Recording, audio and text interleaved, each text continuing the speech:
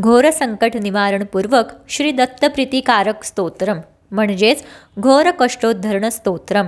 श्री गणेशाय नमः. श्रीपाद श्रीवल्लभ त्वं सदैव श्री दत्तास्मान् पाहि देवाधिदेव.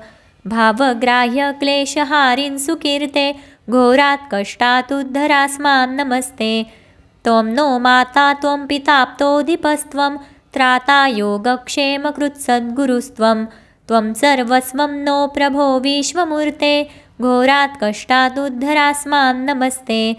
पापं तापं व्याधिमाधिं च दैन्यं भीतिं क्लेशं त्वं हराशु त्वदन्यं. त्रातारं नो वीक्ष्य ईशास्तजुर्ते घोरात् नमस्ते. नान्यस्त्राता नापि दाता न भर्ता त्वत्तो देवत्वं शरण्योकहर्ता. पूर्वात्रेयानुग्रहं पूर्णराते घोरात् नमस्ते. धर्मे प्रीतिं सन्मतिं देवभक्तिं सत्सङ्गाप्तिं देहि भुक्तिं च मुक्तिं. भावासक्तिं च अखिलानन्दमूर्ते घोरात् नमस्ते. श्लोकपञ्चकमेतद्यो लोकमङ्गलवर्धनं प्रपठेन्यतो भक्त्या स श्रीदत्तप्रियो भवेत्. इति श्रीवासुदेवानन्दसरस्वतीविरचितं श्रीदत्तात्रेयप्रार्थनास्तोत्रं सम्पूर्णम्. श्रीगणेशाय नमः. श्रीपाद श्रीवल्लभ त्वं सदैव श्रीदत्तास्मान् पाहि देवाधिदेव.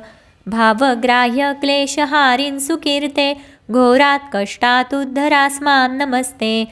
त्वं नो माता त्वं पिताप्तोऽधिपस्त्वं त्राता योगक्षेमकृत्सद्गुरुस्त्वं. त्वं सर्वस्वं नो प्रभो विश्वमूर्ते घोरात् नमस्ते. पापं तापं व्याधिमाधिं च दैन्यं भीतिं क्लेशं त्वं हराशु त्वदन्यं.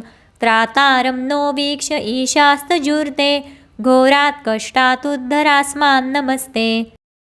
नान्यस्त्राता नापि दाता न भर्ता त्वत्तो देवत्वं शरण्योकहर्ता. पूर्वात्रेयानुग्रहं पूर्णराते घोरात् नमस्ते. धर्मे प्रीतिं सन्मतिं देवभक्तिं सत्सङ्गाप्तिं देहि भुक्तिं च मुक्तिं. भावासक्तिं च अखिलानन्दमूर्ते घोरात् नमस्ते.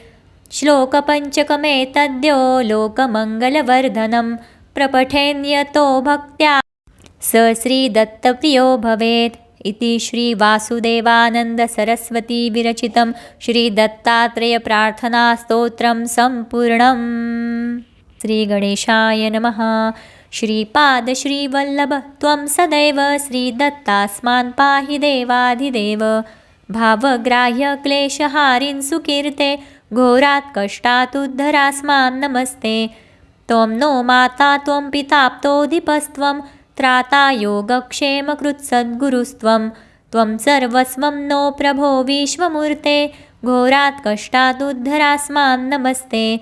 पापं तापं व्याधिमाधिं च दैन्यं भीतिं क्लेशं त्वं हराशु त्वदन्यं. त्रातारं नो वीक्ष्य ईशास्तजुर्ते घोरात् नमस्ते. नान्यस्त्राता नापि दाता न भर्ता त्वत्तो देवत्वं शरण्योकहर्ता. पूर्वात्रेयानुग्रहं पूर्णराते घोरात् नमस्ते. धर्मे प्रीतिं सन्मतिं देवभक्तिं सत्सङ्गाप्तिं देहि भुक्तिं च मुक्तिं. भावासक्तिं च अखिलानन्दमूर्ते घोरात् नमस्ते. श्लोकपञ्चकमेतद्यो लोकमङ्गलवर्धनं प्रपठेन्यतो भक्त्या स श्रीदत्तप्रियो भवेत्. इति श्रीवासुदेवानन्दसरस्वतीविरचितं श्रीदत्तात्रेयप्रार्थनास्तोत्रं सम्पूर्णम्. श्रीगणेशाय नमः. श्रीपाद श्रीवल्लभ त्वं सदैव श्रीदत्तास्मान् पाहि देवाधिदेव. भावग्राह्य क्लेशहारिन् सुकीर्ते घोरात् नमस्ते. त्वं नो माता त्वं पिताप्तोऽधिपस्त्वं त्राता योगक्षेमकृत्सद्गुरुस्त्वं. त्वं सर्वस्वं नो प्रभो विश्वमूर्ते घोरात् कष्टादुद्धरास्मान् नमस्ते। पापं तापं व्याधिमाधिं च दैन्यं भीतिं क्लेशं त्वं हराशु त्वदन्यं। त्रातारं नो वीक्ष्य ईशास्तजुर्ते घोरात् कष्टादुद्धरास्मान् नमस्ते। नान्यस्त्राता नापि दाता न भर्ता त्वत्तो देवत्वं शरण्योकहर्ता। पूर्वात्रेयानुग्रहं पूर्णराते घोरात् कष्टादुद्धरास्मान् नमस्ते। धर्मे प्रीतिं सन्मतिं देवभक्तिं सत्सङ्गाप्तिं देहि भुक्तिं च मुक्तिं। भावासक्तिं च अखिलानन्दमूर्ते घोरात् कष्टादुद्धरास्मान् नमस्ते। श्लोकपञ्चकमेतद्यो लोकमङ्गलवर्धनं प्रपठेन्यतो भक्त्या स श्रीदत्तप्रियो भवेत्। इति श्रीवासुदेवानन्दसरस्वतीविरचितं श्रीदत्तात्रेयप्रार्थनास्तोत्रं सम्पूर्णम्। श्रीगणेशाय नमः। श्रीपादश्रीवल्लभ त्वं सदैव श्रीदत्तास्मान् पाहि देवाधिदेव। भावग्राह्यक्लेशहारिन् सुकीर्ते घोरात् कष्टादुद्धरास्मान् नमस्ते। त्वं नो माता त्वं पिताप्तोऽधिपस्त्वं त्राता योगक्षेमकृत्सद्गुरुस्त्वं। त्वं सर्वस्वं नो प्रभो विश्वमूर्ते घोरात् कष्टादुद्धरास्मान् नमस्ते। पापं तापं व्याधिमाधिं च दैन्यं भीतिं क्लेशं त्वं हराशु त्वदन्यं। त्रातारं नो वीक्ष्य ईशास्तजुर्ते घोरात् कष्टादुद्धरास्मान् नमस्ते। नान्यस्त्राता नापि दाता न भर्ता त्वत्तो देवत्वं शरण्योकहर्ता। पूर्वात्रेयानुग्रहं पूर्णराते घोरात् कष्टादुद्धरास्मान् नमस्ते। धर्मे प्रीतिं सन्मतिं देवभक्तिं सत्सङ्गाप्तिं देहि भुक्तिं च मुक्तिं। भावासक्तिं च अखिलानन्दमूर्ते घोरात् कष्टादुद्धरास्मान् नमस्ते। श्लोकपञ्चकमेतद्यो लोकमङ्गलवर्धनं प्रपठेन्यतो भक्त्या स श्रीदत्तप्रियो भवेत्। इति श्रीवासुदेवानन्दसरस्वतीविरचितं श्रीदत्तात्रेयप्रार्थनास्तोत्रं सम्पूर्णम्। श्रीगणेशाय नमः। श्रीपादश्रीवल्लभ त्वं सदैव श्रीदत्तास्मान् पाहि देवाधिदेव। भावग्राह्यक्लेशहारिन् सुकीर्ते घोरात् कष्टादुद्धरास्मान् नमस्ते। त्वं नो माता त्वं पिताप्तोऽधिपस्त्वं त्राता योगक्षेमकृत्सद्गुरुस्त्वं। त्वं सर्वस्वं नो प्रभो विश्वमूर्ते घोरात् कष्टादुद्धरास्मान् नमस्ते। पापं तापं व्याधिमाधिं च दैन्यं भीतिं क्लेशं त्वं हराशु त्वदन्यं। त्रातारं नो वीक्ष्य ईशास्तजुर्ते घोरात् कष्टादुद्धरास्मान् नमस्ते। नान्यस्त्राता नापि दाता न भर्ता त्वत्तो देवत्वं शरण्योकहर्ता। पूर्वात्रेयानुग्रहं पूर्णराते घोरात् कष्टादुद्धरास्मान् नमस्ते। धर्मे प्रीतिं सन्मतिं देवभक्तिं सत्सङ्गाप्तिं देहि भुक्तिं च मुक्तिं। भावासक्तिं च अखिलानन्दमूर्ते घोरात् कष्टादुद्धरास्मान् नमस्ते।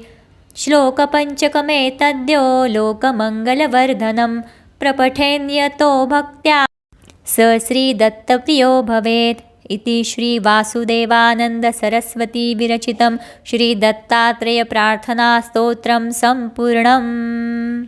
श्रीगणेशाय नमः। श्रीपादश्रीवल्लभ त्वं सदैव श्रीदत्तास्मान् पाहि देवाधिदेव। भावग्राह्यक्लेशहारिन् सुकीर्ते घोरात् कष्टादुद्धरास्मान् नमस्ते। त्वं नो माता त्वं पिताप्तोऽधिपस्त्वं त्राता योगक्षेमकृत्सद्गुरुस्त्वं। त्वं सर्वस्वं नो प्रभो विश्वमूर्ते घोरात् कष्टादुद्धरास्मान् नमस्ते। पापं तापं व्याधिमाधिं च दैन्यं भीतिं क्लेशं त्वं हराशु त्वदन्यं। त्रातारं नो वीक्ष्य ईशास्तजुर्ते घोरात् कष्टादुद्धरास्मान् नमस्ते। नान्यस्त्राता नापि दाता न भर्ता त्वत्तो देवत्वं शरण्योकहर्ता। पूर्वात्रेयानुग्रहं पूर्णराते घोरात् कष्टादुद्धरास्मान् नमस्ते। धर्मे प्रीतिं सन्मतिं देवभक्तिं सत्सङ्गाप्तिं देहि भुक्तिं च मुक्तिं भावासक्तिं च अखिलानन्दमूर्ते घोरात् कष्टादुद्धरास्मान् नमस्ते। श्लोकपञ्चकमेतद्यो लोकमङ्गलवर्धनं प्रपठेन्यतो भक्त्या स श्रीदत्तप्रियो भवेत् इति श्रीवासुदेवानन्दसरस्वतीविरचितं श्रीदत्तात्रेयप्रार्थनास्तोत्रं सम्पूर्णम्। श्रीगणेशाय नमः।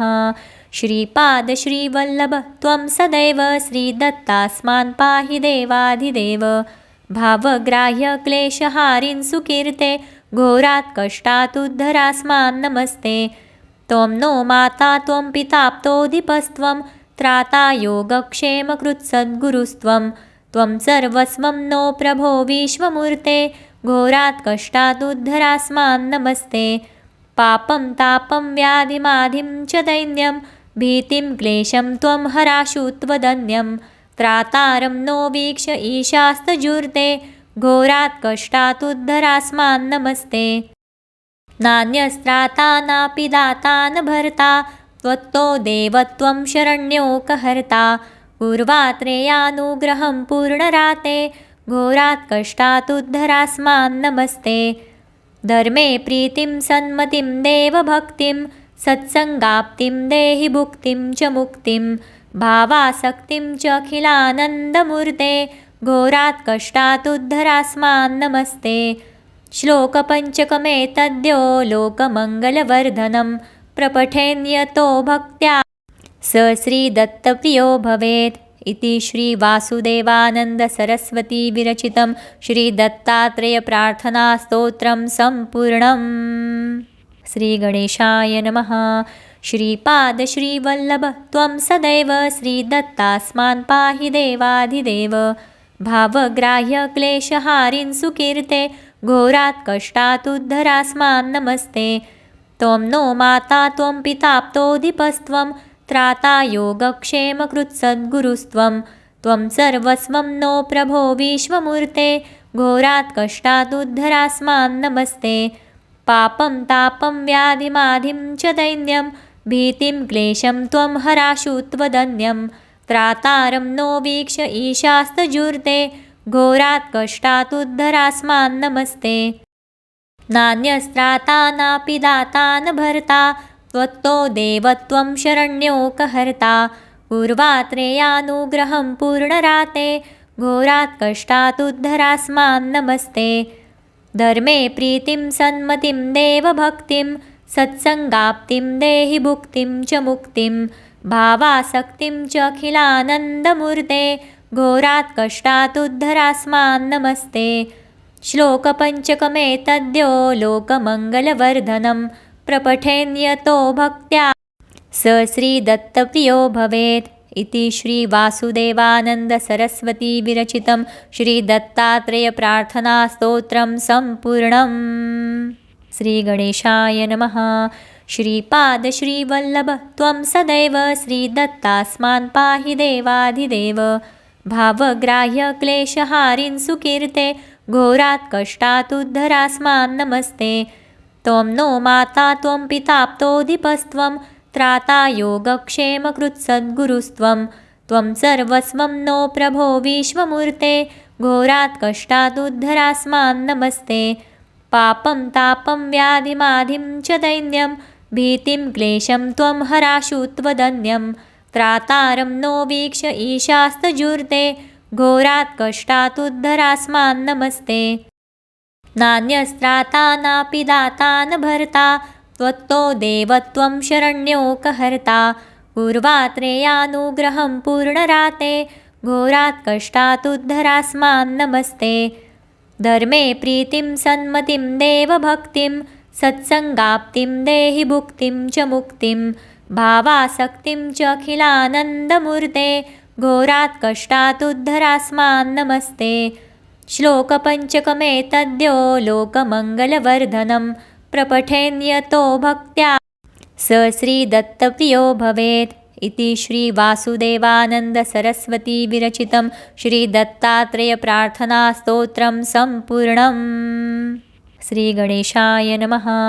श्रीपाद श्रीवल्लभ त्वं सदैव श्रीदत्तास्मान् पाहि देवाधिदेव भावग्राह्य क्लेशहारिन् सुकीर्ते घोरात् कष्टात् उद्धरास्मान् नमस्ते त्वं नो माता त्वं पिताप्तोऽधिपस्त्वं त्राता योगक्षेमकृत्सद्गुरुस्त्वं त्वं सर्वस्वं नो प्रभो विश्वमूर्ते घोरात् कष्टात् उद्धरास्मान् नमस्ते पापं तापं व्याधिमाधिं च दैन्यं भीतिं क्लेशं त्वं हराशु त्वदन्यं त्रातारं नो वीक्ष ईशास्तजुर्ते घोरात् कष्टात् उद्धरास्मान् नमस्ते नान्यस्त्राता नापि दाता न भर्ता त्वत्तो देवत्वं शरण्योकहर्ता पूर्वात्रेयानुग्रहं पूर्णराते घोरात् कष्टात् उद्धरास्मान् नमस्ते धर्मे प्रीतिं सन्मतिं देवभक्तिं सत्सङ्गाप्तिं देहि भुक्तिं च मुक्तिं भावासक्तिं च अखिलानन्दमूर्ते घोरात् कष्टात् उद्धरास्मान् नमस्ते श्लोकपञ्चकमेतद्यो लोकमङ्गलवर्धनं प्रपठेन्यतो भक्त्या स श्रीदत्तप्रियो भवेत् इति श्रीवासुदेवानन्दसरस्वती विरचितं श्रीदत्तात्रेयप्रार्थनास्तोत्रं सम्पूर्णम्।